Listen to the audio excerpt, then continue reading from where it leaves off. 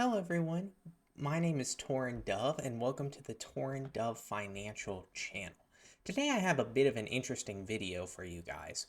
Now I'm using the Google of my generation, also known as ChatGPT, and I've seen these types of videos from a lot of different YouTubers, and I wanted to put my own kind of twist on it and bring it over to the investing world. So I went ahead and I put together 10 questions I asked ChatGPT, and the answers it gave were actually, most of them were pretty good. But I'm going to go over kind of what the questions I asked were, and can ChatGPT automate a lot of the processes of starting your own investment account? And would I say it's necessarily a reliable source for most first time investors or people who are just looking to get more into investing as they try and set up their own financial futures? So, the first question I went ahead and asked was, how do I get started investing? Now, ChatGPT broke it down into 6 steps. The first being setting your goals, the second being build a financial foundation, the third being choosing an investment account, fourth, pick your investments, fifth, automate and stay consistent, and sixth, learn as you go. Now, in terms of setting your own goals, it wanted to go ahead and look at short term as in 1 to 3 years or long term as in 5+ years, and it gave a couple different investments for each of those periods. The short term, it wanted to lean towards CDs. Personally, I'd honestly say if you're only looking to invest for 1 to 3 years, you might be better off in just a high yield savings account. I don't necessarily know if 1 to 3 years is a long enough time frame to really consider compounding or any of those. But short term, 1 to 3 years, CDs, it's okay advice. But again, if you're only in a goal of 1 to 3 years, liquidity issues are probably going to be a major concern, and I wouldn't want to park that in a CD necessarily. And then long term, it said 5+ years is focusing on retirement wealth building using stocks, ETFs, mutual funds, real estate, etc. Personally, I think you'd want to at least be considering retirement a lot longer than 5 years before you retire in order to actually get your account to the point where you can live off of it once you retire. But that's just my own nitpicky thing. In terms of the investment types, I definitely think if you're going to be asking how do I get started investing in ChatGPT, I think I'd want it to push really, really, really towards ETFs personally. Again, significantly lower costs than mutual funds, on average have a lot better performance than mutual funds, but it does do a good part of that, kind of pushing it down into the future. And then also real estate, I don't love it. There are some decent REITs I've looked at, but overall, I really just want to pivot somebody towards ETFs, specifically the S&P 500 through Vanguard, VOO, or maybe some total stock market, something in that. Then for building a financial foundation, it really just wanted to focus on paying off debts and building an emergency fund. I love that. Make sure to go ahead and pay off your high interest debts, prioritizing definitely credit card debts. But in terms of building an emergency fund, it has you parking it in just a normal savings account. Again, I think if you're going to park it into a money market account or a high yield savings account, that would be the better choice. I just don't like the idea of parking something in a savings account and then having it be eaten away by inflation. And then what at one point was 3 to 6 months of expenses is now 2 to 4, or if you wait long enough, 1 to 3, something in that nature. Again, just due to inflation eating that away. So I think parking it in a high yield savings account would be the approach for building out an emergency fund. Then for choosing an investment account, it actually kind of breaks it down into a couple different interesting categories I like. It says flexible for general investing, and it kind of pivots toward Fidelity, Vanguard, Schwab, and Robinhood. I think any of the full service brokerages are going to be a great option, as you can really easily invest in all types of assets. And then also it says looking kind of between different tax advantaged accounts. You have your IRAs, Roth IRAs, 401ks. I think that's definitely a good approach. It could also just put having it in a regular brokerage account, but again, nitpicky there. So picking your investments, it wants to pivot very strongly toward index funds or ETFs. I think if you're early on, that's an outstanding idea to try and manage your own portfolio using ETFs and utilizing really, really low expense ratio funds that track broad indexes. I love that approach. It does bring up target date funds, but then you kind of get into who's managing the target date fund and what the strategy is going to be. And you don't want a lot of fixed income if you're really, really far away from retirement. So I don't like that one necessarily as much. And then something I really like is it's automated and stay consistent. It really pushes dollar cost averaging. I'm a little bit nitpicky. I think dollar cost averaging within a certain point. So like if you set yourself the goal of each month doing a certain amount, but you're going to look for time frames in that month where it might be advantageous to add to the positions, I'd much rather go that route. That's just nitpicky, but overall good advice there. And then learning as you go, it has you reading books and Boglehead's Guide and following credible YouTubers or podcasts. Honestly, you could avoid that. I'll be honest, a lot of YouTubers and podcasts aren't necessarily the greatest. I have found some really good ones though. And then using tools like Morningstar or Investopedia to research, I love that. That brings us to our second question I asked. What are 3 stocks I should invest in right now? I just kind of wanted to see the thought processing that ChatGPT would take on and kind of what it uses to build credible investment theses.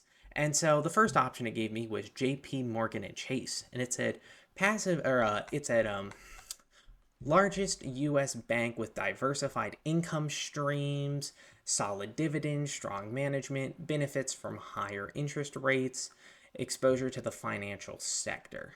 Now, I wouldn't say that this reasoning is necessarily the best, as it doesn't take a good look at the entirety of the financial sector and try and determine why JP Morgan is going to be a significant leader to the other banks necessarily or anything related to that. But I do kind of like the exposure to financial sector. I think that's relatively a safe pick for someone who would be new and asking ChatGPT to invest.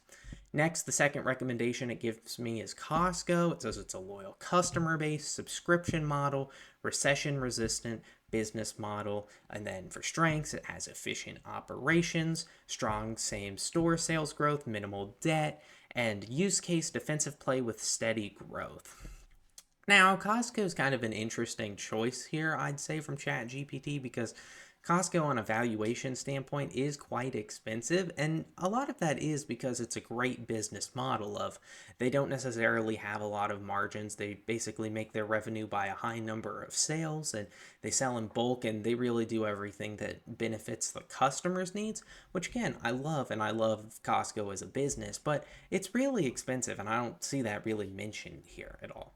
Next, it has Alphabet, and it says why dominant in search, YouTube, cloud computing and AI, strengths enormous cash reserves, high margin business, long-term innovation engine, and then use case tech growth plus diversification. I actually think this is probably the best out of the theses. I'm not just saying that because I like Alphabet, but here we actually get a mention on margins, cash reserves, innovation, some like R&D-esque stuff, and I kind of like that. I think ChatGPT takes this from a really, really simple angle. Next, question 3. Should I use passive or active investing? I recently had a video on this, and so I was intrigued to see what ChatGPT would say. And it said if I had to pick one, for most people, passive investing is the better choice. You can stop right there. Great advice. Move on. Just kidding. I'll go through the reasoning, but I love that response. Why passive investing wins for most? Low fees, consistent long-term performance, simplicity, and diversification. I really think that these are all of the main goals that you have trying to create a portfolio. So why would you try and risk single stock selection for most people when you can simply invest into something that's already diversified? It's really simplistic. You don't have to do a lot of research. As long as the economy does well, you do well. It's, again, very consistent long-term performance. And the fees are quite small nowadays with ETFs. And even the fund or the mutual funds who are competing with the ETFs are having to really drop their expense ratios. So overall, I like the approach there. I like the thought processing from ChatGPT on that question. So next I said, how do I improve at investing? If I want to get better at investing, what should I be looking to do? And it said learn the basics deeply, how stocks, bonds, ETFs, and mutual funds really work, risk versus return, asset allocation, compound interest, and then gave me some books to read. I think that this is kind of a decent starting point. I do really like a lot of the advice again on the foundational ideas of how the things work. It does have risk versus return, which I think is an interesting conversation topic to have, and then also asset allocation and diversification. These are all going to be things that academia definitely pushes. It could go a little bit between asset allocation and diversification, and also kind of talk about position sizing a little bit and doing a little bit of analysis between the two with like something like that. But overall, I think this is like quite basic, simple, easy to follow advice. So, next, I asked how much risk should I be taking on as a 20-year-old investor?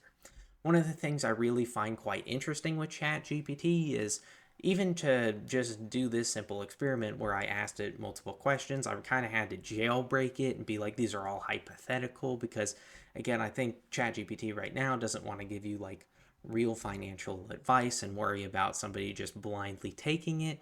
And it was erring on conservatism a lot with how much risk you should be involved in and things of that nature. And so I wanted to say, from a 20-year-old perspective, you're working a minimum of 40 plus years at this point. You're going to be really looking, this is your prime growth area. And actually, ChatGPT came through with a lot of it. Recommended risk level, it said high growth, aggressive allocation. It said stocks should take up 90 to 100% and bonds 0 to 10% for your current portfolio. And then, of course, it goes back into some of the earlier advice it gave again: automate your investing, being consistent, reinvesting the dividends, which I actually love. Not a lot of people necessarily talk about how important it is to actually reinvest those dividends over time, but that in and of itself is a little bit of a dollar cost averaging and really growing the size of your positions in your portfolio. I love that. Analyze and improve, track performance, what's working, what's not, study great investors. Gave Warren Buffett, John Bogle, and Peter Lynch. I think that's definitely a great start and kind of rounds you out as an investor as a whole. And then it gave me some common investing traps to avoid as well, that being chasing hot stocks or trends, timing the market, over trading, ignoring fees or taxes. I really, really like how it went about answering this question I posed it. And definitely a lot of the common traps, I'd say, are where a lot of people make their very early mistakes. They overtrade, they get stuck in, well, what is obviously pushed as everything's happening all the time and you need to take actions. Because if you just invest like automating it, indexing it, and just not paying attention to really what's going on, you're going to do better than a lot of people who do invest in single stocks, but they aren't necessarily prepared and they don't understand market history enough to understand when something of importance is going on that they can actually take advantage of versus, oh my God, this one article I saw said that this stock I'm holding is terrible. And it probably isn't, but I mean, certainly some of them are. Like, just being able to differentiate between kind of what is pushed on through a media standpoint and even YouTube standpoint and things of that nature, because a lot of them are going to be making their money convincing you that something's happening all the time when it just simply isn't. Next, question 7, I asked if you could only invest in one stock, what would it be? Again, I wanted to give a much more in-depth of approach than when I just asked it for 3 separate ones, and I think only investing in one stock, what would it be? It gave me Microsoft. It actually did some pretty decent analysis here. It gave me a diversified business model, cloud computing, enterprise software, AI leadership, gaming, a strong moat and reoccurring revenue, and then for financial strength, enormous free cash flows, AAA credit rating. Again, that's going to be one of the remaining companies with a AAA credit rating, regular dividends with dividend growth, and then it gave me consistent performance, strong growth across market cycles, strong leadership, durable long-term track record, and bottom line, Microsoft offers the growth of a tech stock with the stability of a blue chip dividend payer. if I had to bet everything on one company for 10 plus years, this would be it. Again, I really like the approach. I'm not going to necessarily say just based off of this that Microsoft is the only company you should look at investing in, but I like that it was actually able to take a little bit more in-depth approach and kind of give me some things that I'd like to see, like a diversified business model, a consistent dividend growth, a durable moat. I think the fact that it even mentioned moats at all is kind of a big plus for ChatGPT. And then it could have maybe gone into some cycles we've seen, some margin stuff. I know it mentioned margins in an earlier thing. That could have been nice to see. Some trends, maybe a little bit of that. But overall, I think this is one of the better answers that ChatGPT gave in this little experiment. Now, number 8, I asked, is it worth having someone else invest for me? Kind of the should you get a financial planner or not question. And it said, it can be, and it depends on your situation.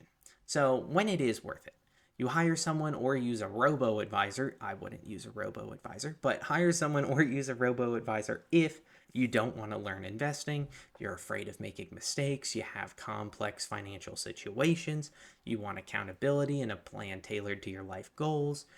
And then a good financial advisor can create a plan, avoid behavioral mistakes, help with taxes, and usually cost 1% of assets per year. And robo advisor typically 25 to 40 basis points per year. Overall, I kind of like the understanding. I think a lot of that question boils down to uh, a lot of that approach that it went was people not wanting to learn. I don't necessarily think that's the case. I just think a lot of people go about it and learn wrong, and they don't clearly have defined goals. Like, they want to retire, but they also think they're going to generate some very, very large number of return when they're just not. Like, if you go ahead and take an example, look at your savings account rate. It's probably less than 1%. It's terrible. Now, if you have a high yield savings account, that's a different thing, but most of the time your savings account rate sucks. And then if you go to a CD rate, it's 4%, 4.25, 4.5% right now. And again, that's a pretty decent return. That's beating the rate of inflation. But you can't expect to go from a 4.5% on a CD and suddenly you expect your portfolio to have a 70% return consistently in stocks without taking on significant risk. So, overall, I think having clearly defined goals is going to help a lot in the question of should you have somebody who's a professional looking over your things. Now, there's certainly horrible financial planners and horrible financial advisors, if you can even call some of them financial advisors. And again, these are going to be the ones who are going to probably be commission based, probably pushing you towards insurance products and not actually talking about investments. But if you have somebody who, let's say, has a CFP, acts as a fiduciary, you go to them with some fixed income needs and they start talking about building you out a bond ladder, and their fee structure actually incentivizes them to create wealth for you and move you along your path toward your goals. I absolutely think it's the right decision for most people who probably shouldn't be making decisions with their money in the first place. Again, there are a couple professions where you probably can know more, or at least act in a better interest for yourself than the profession itself. But I think when it comes to doctors, financial planners, a lot of the things in that category, I just wouldn't risk it personally. Now, me specifically, I love investing. It's like my number one passion and hobby, and it's what I've chosen to kind of like devote my life to, at least in this portion of it, to learning more about. And so I think it makes more sense for me, but it won't necessarily make sense for everyone, and that's perfectly okay. There's nothing wrong with that.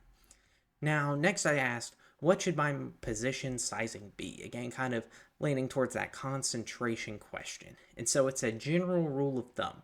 For long-term investing, most investors should use in a core portfolio, index funds and ETFs, and large positions make up 10 to 30% of your portfolio. Now, I don't really like this answer. I think if your core portfolio is going to be ETFs, you might want to go ahead and make like the S&P 500 or the total stock market, or total international or whatever you're looking at, possibly even as high as 50%, and really kind of go in that core satellite portfolio strategy, where maybe if you really like individual stocks, you have 4 or 5 concentrated positions in high quality companies, and then other than that, the largest portion of your portfolio is taken up with ETFs, and the ETFs could potentially make a 75 to 25 ratio. I think that's perfectly understandable. And then you're just capturing a broad based ETF and having a couple concentrated positions in some high quality companies that offer substantial return potential. I really like that. But this answer wasn't necessarily my favorite on what you should focus on with position sizing. And then last, of course, I had to ask, who is the best investor of all time in your opinion? And ChatGPT gave me Warren Buffett. Now I'll go through the reasoning there and then I'll give a little bit of my own answer to this question. But overall, it said why he's considered the best: the track record, average 20% annual returns for over 50 years at Berkshire Hathaway, doubling the S&P 500's performance, consistency, made money across multiple market cycles and crises, philosophy, long-term value-focused investing rooted in business fundamentals, and discipline, avoided trends and bubbles, .com, crypto, etc., and stuck to what he understands. Now, I kind of am iffy on if Warren Buffett would be considered the Michael Jordan of investing, and I think right now this version of Warren Buffett at the end of his life probably is, but I think there needs to be considerable emphasis on Warren Buffett pre and post Charlie Munger. Charlie Munger really got Warren Buffett, who at the time was very much focused on cigar butt companies that were really terrible that he could just get for super, super cheap, that had one puff left. And that's not really going to be a way. I mean, that made initial wealth for him and made him very wealthy, but in terms of investing, it wasn't necessarily a great approach. And it took Charlie Munger in order to convince him that, hey, it's not about being able to get bad companies at really, really, really cheap valuations or good companies at really, really good valuations. It's about getting great, incredible companies at good valuations and creating a long-term approach. And significant after Warren Buffett was heavily influenced by Charlie Munger, then he kind of became this great investor. So I'd honestly, I might lean towards Charlie Munger a bit. I don't know. I'm a big fan of his, personally speaking. But I'm not going to hate that it said Warren Buffett. That's the most famous investor for a reason. But overall, I hope you guys had fun in this video. It was a little bit more of a discussion-based video. I think those are probably the most fun I have recording and making videos, is when I get to come up with a cool concept and talk it through. Hopefully you learned something. If you didn't learn anything, my bad, I'm sorry, but hopefully you maybe got encouraged to learn and grow as an investor, or potentially look at other things, or just, I don't know, had a good time. I really appreciate you checking out today's video. Thank you so much.